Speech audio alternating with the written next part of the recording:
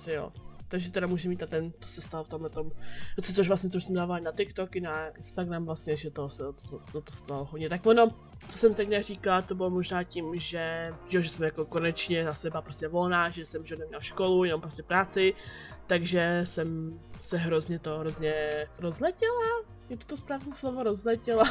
Ale jo, takže prostě jsem jezdila na akce, potom, že jsem měla ten koncert od Lovejoy a od Melanie a další všechny koncerty a tedy. Jo a taky, teďka jsem tady nazřela, že jsem se vlastně nechala udělat ten watchlist filmu a seriálu, který bych chtěla se ten rok slídnout a vlastně musím podívat, protože jako nevím, jestli na to mám podívat, protože to je upřímně hrozný, to jsem se nic udělala. Jiný film, co tady mám filmu, co jsem chtěla to sledit, tak tady mám The Whale, Dune, toho posledního co na botách, Cruelu a Rocketmana, plus ještě mám ještě jeden film s Jamesem McAvoyem, protože to je prostě můj největší herec. Ale viděla jsem jenom Whale. Když jako, možná bych mohla započítat i Cruelu, protože jsem na TikToku viděla to prostě klipů, že jo, z filmu, takže top. Ale zase vlastně, že jo, neviděla jsem teda viděla akorát jenom z tohohle listu, jsem teda viděla jenom Whale, ale viděla jsem, že jo, i na movie, to bylo úplně super prostě. To vlastně taky, že oznámili, že bude film o Bandianic Machine. Takže, what?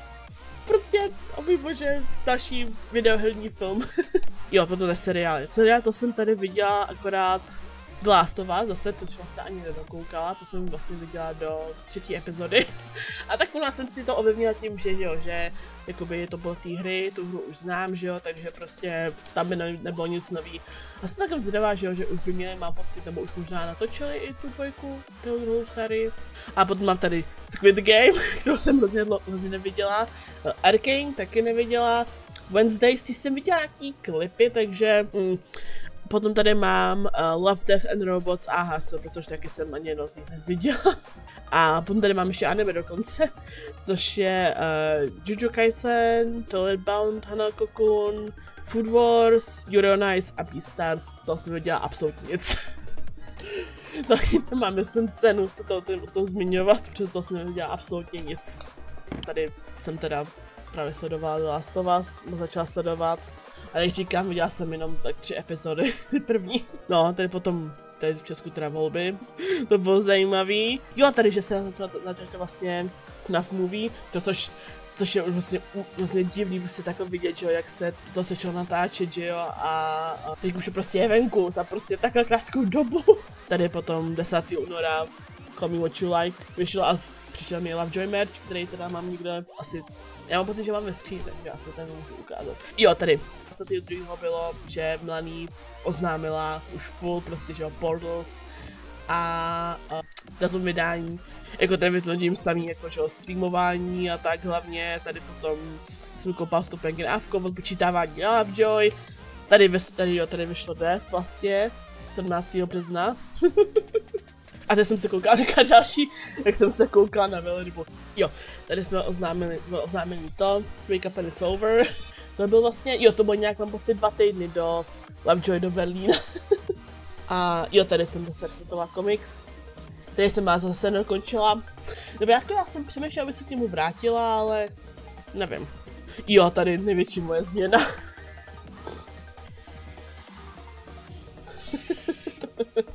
Jo, tady bylo oznámeno přesně datum vydání FNAF movie. A tady jsme jeli, již tam není vidět, ale klub Gretchen. Lovejoy. Tady. Tady poslední stream z Dream SMP. Tady jsem oznámila svůj cosplay na Anime Fest. Což vlastně bych mohla už prozradit svůj cosplay na příští Anime Fest. Že asi spíš v pátek půjdu jako Generations Rambu, což plánuji ještě vlastně dokončit ten box, udělat jakoby tu rozbitou masku a ještě si i pořídit jakoby dráty, to v sobotu má plánovat jako Technoblade, to už se na to taky hledám cosplay, věci, doplňky a tady. A v neděli, nevím, jestli jsem to přemýšlela, tak v neděli bych chtěla jít jako ten nový výhod v Rambu, a jsem si vlastně už objednala tu bundu a toho plišáka. A tady už je potom Anime Fest. Ještě to zpátky. A jde. Jako Ghostbur. Ježíš, to je Midnight. To se mi říká vlastně, jak jsem říkal, dělat ten cosplay advent, takže prostě Anime Fest bude navždy prostě moje největší akce, protože jak vlastně 2019, tak i loni, letos ještě vlastně letos, tak jsem napotkala hrozně úžasných lidí, prostě těšení, že Midnight, Jules, Sodu, a potom třeba i právě Kate, nebo vlastně se uvědomoval i Perryho, Charlieho, prostě miluju. Jo, tady Kate, jako Tommy, let's go, my Tommy. A tady vyšlo, jo, to Wake Up and It's Over. A It's Golden Hour Somewhere, snaží mi od Yondra Films. Jo a taky vlastně, že v květnu jsem si pořídila právě ten počítač úžasný. A začal jsem, že teda právě lepší streamy. Plus jsem ještě, že taky začal hrát zase konečně Overwatch. Nic, tady nic. A tady Generation Loss první. No, to vlastně už byl druhý den. A tady, ježiš, jo, vlastně taky, no, že tady rok od prvního pokusu na státnice, ty vole, no. A tady potom oznámení Prahy, což si pamatuju tak hrozně dobře, protože já jsem zrovna v práci. Bylo to asi, no protože to byl prostě víkend, takže jsme měli vlastně lidí, byla jsem tam sama a prostě vidím, jak na ní to, že jo, poustla a úplně, že si říkám, prosím, jak tam padá a vidím tam prostě Prague a úplně, můj bože. A tady potom jsem si objednal, že jo, právě to VIP, což příště, až Maný přijede to Trilogy Tour do Prahy, tak si kupuji ještě tu víc VIP stupenku. A tady potom, zase 15. června, vytetování. Jo, tady potom první trailer na Film Movie o tady jeden rok bez technologie, což já se upřímně tak těším, až ho příští rok budu právě na tom Anime Festu budu cosplayovat. Protože prostě já jsem už to vlastně psal v mým cosplaynu se v tom cosplay adventu, že já jsem vlastně chtěla cosplayovat nějak od té doby, co, že jo, zemřel. Takže konečně budu cosplayovat, můj bože, to bude tak úžasný. Ježíš, to je další, že PewDiePie se narodil syn Bjorn. A jo, tady to prostě music video první. To bylo to první, to bylo to Brothers. Jo, to bylo to Brothers. Jo, potom tady mám, že vyšlo Ruin, že jo, taky FNAF DLCčko. A potom tady je Akikon. Ne, Advík, mluvno, Advík. Jsem tak jako tam tady. Teďka jenom jediná skate, jako já, jako Generation Rambu. Jo, tady potom jsem viděla Kazmu, no tady máme ten dnes trojku, a potom, že jo, Kazmu film. A to je první stream, ten Mask, který byl 9. září, ty vole, nějak na začátku, Jo, na začátku přesnice jsem vydal druhou epizodu, teprve. Potom Gortober, nic moc, jo, tady potom Amazing Digital Circus, taky úplně úžasná obsese. A tady, ne, tohle je Akikon, to jsem měla do Prahy. To se mi líbí hrozně tohle video. Že já jsem z toho hotelu nebo z toho ubytování jsem vycházela už cosplayi, že jo, protože jsem se nechtěla někde ve městě malovat. Takže já jsem prostě byla na Chodově, prostě tam jsem takhle v cosplay prostě jedla, to bylo KFCčko. A tady Portals. Já furt prostě nemůžu vědět, že jsem se fakt dostala na tom Portals tak hrozně dopředu. A doufám, že fakt příští rok se dostanu ještě blíž. A vlastně taky, že jo, příští rok na tom Trilogy, tak by ani neměla mít tu masku, takže prostě uvidím ji takhle zblízka, prostě. Jo, takže to je všechno Melanie a tady potom FNAF Movie. A to je už všechno, tady už potom jsou jenom jeleni, tady má barvení, jak jsem se právě barvila, takže zemřel Horse Fox. A vyšlo vlastně ještě Tunnel Vision. A co se ještě vlastně dostalo? Vlastně cosplay, že cosplay jsem konečně vlastně Red Guy poprvé, což má plánu, že už se cosplayovat i příští rok. Se koukám na tu policistku s porokama, tak Sally Face, že jo, to si plánu si pořídit tu novou paruku na něj. A mám tady tam tu novou masku, takže udělat.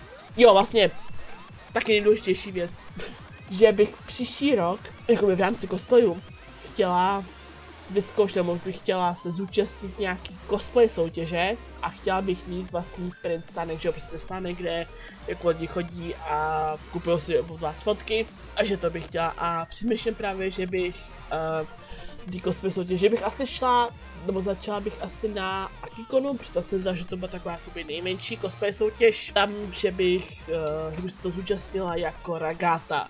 Takže teda jsem přemýšlela, nebo teda bych chtěla ten cosplay na tu Ragatu udělat celý prostě sama. Od začátku prostě from scratch. To by teda padouky samozřejmě, to mám už nějakou nalezenou. Ale jo, teda se mi to nějak podaří. Tak on to není nějak ještě cosplay, že jenom tam nějaký brnění a tak. Takže to, no a ten Britstar, nevím, to jsem přemýšlela, možná buď taky na Agikonu a nebo Advíku. Vlastně teda, že ho říkala jsem to Sunnyside, potom vlastně bych chtěla zkusit i QSMP Tabo. To přemýšlela, že bych zkusila někde právě tu paruku, kde on má také podobně jako já, že kde má ty spotky, prostě blond a nahoře má hnědý. Nebo že bych zkusila tam tu paruku, co už mám na Tabao barvit. Ne, jako to, jako bych chtěla cosplayovat příští rok, tak je Mono. Já jsem tam někde dole má krabeci, člověk na tu hlavu, která by se úplně výborně hodila, takže ji musím nabarvit. Najít něco, co do těch očí, to jsem přišla s nějakou látku, nějakou síťovinu, nevím. A kabát už mám taky nějaký vyhlídnutý z Vinteru. Takže myslím, že by se mohl příští rok být Mono hotovej. A co se potom ještě dělalo? Asi nic. Asi že jo, ze streamu, tak začal jsem ten Survival World, teda začal jsem ten Stardew Valley, meetupy, obava, že už jsem mluvil o tom kde už prostě katnu nebudou. A teda, že jo, teďka ještě konsolku, tak tam mám plánu dokončit, že jo. Potom, asi nevím, jestli budu pokračovat v tom single player survivalu, přemýšlel jsem, že bych zkusila hardcore. Tak no víte co, bylo to asi prostě něco novýho pro mě, tak to řeknu. Potom co ještě, potom nějaký random hry, nevím, možná nějaký Overwatch, vlastně FNAF konečně taky bych ho mohla natočit, že jo, konečně taky. A to asi taky bude nějak všechno, potom už nějaký indie hry, nějaký nevím, nějaký kreslení zase, že to bych chtěla víc samozřejmě kreslit, že jo. A když budu mít třeba nějaký komiksy nebo animovat, asi všechno, tak nějak příštím roku. A taky teda bych chtěla hlavně teda poslední věc, že jo, asi možná nejdůležitější, bych chtěla fakt si příští rok udělat nějaký pořádný stream schedule a třeba i nějaký schedule k natáčení videí a k vydávání videí. Protože jsem říkala, že tenhle rok jsem tak nějak jako zkoušela, že jo, prostě práci, právě i streamování a nějaký další aktivity, právě třeba i cosplaye. Tak bych chtěla, že jo, příští rok nějak dobře poskládat dohromady, nějaký dobrý time management udělat a zkusit vládat všechny 3 věci, to znamená teda práci, natáčení videí, streamování a že jo, je teda cosplay a jezdí nějaký ty akce, což tam byly 4 věci, ne 3. A jo, to teda bude teda asi všechno tomuhle roku, jo. Ach jo, říkala jsem to takový ten zkušební rok, no takový zkušební rok, že jo, právě zvládám ty všechny věci najednou. Myslím si, že už teď nějak vím, jak to zvládat, to zase taky, že jo, příští rok přestěhu, takže to budu zvládat i víc, myslím, že možná až si přestěhu bych mohla zkusit s těma třeba i 2krát za týden, třeba. Ale to bude teda asi všechno pro ten stream, jo, myslím, že to bude asi všechno, že už nic jiného jsem asi nezapomněla, všechno jsem řekla, tak mu říkám, že to prostě bylo o ohnutí se zpět za loňským rokem, nějaký věci do příštího roku, takže teda asi nic, takže všechno pro tenhle rok a jako nakonec si to ještě vlastně bych chtěla hrozně uspěchovat za tenhle rok, protože i tak prostě, když to prostě získá jak následujících, tak prostě úžasný, i celkem všechno ta podpora na Instagramu, na TikToku, všechno moje cosplaye, videa a teda prostě děkuju, furt děkuju. A bude to teda všechno. Uvidíme se teda u dalšího videa, dalšího streamu. A jo teda, užijte si krásný nový rok, fakt ještě jednou vám děkuju všem za tu podporu, za tenhle rok. Takže děkuju hrozně moc, užijte si nový rok a uvidíme se teda snad příští pátek, když tak teda Instagram, YouTube, Twitter, nebo extra, když na Twitter moc nechodím, spíš teďka nepostuju věci. A Instagram, TikTok, YouTube právě, nebo tady Twitch. Takže uvidíme se u dalšího, zase vám se dalšího streamu a čau.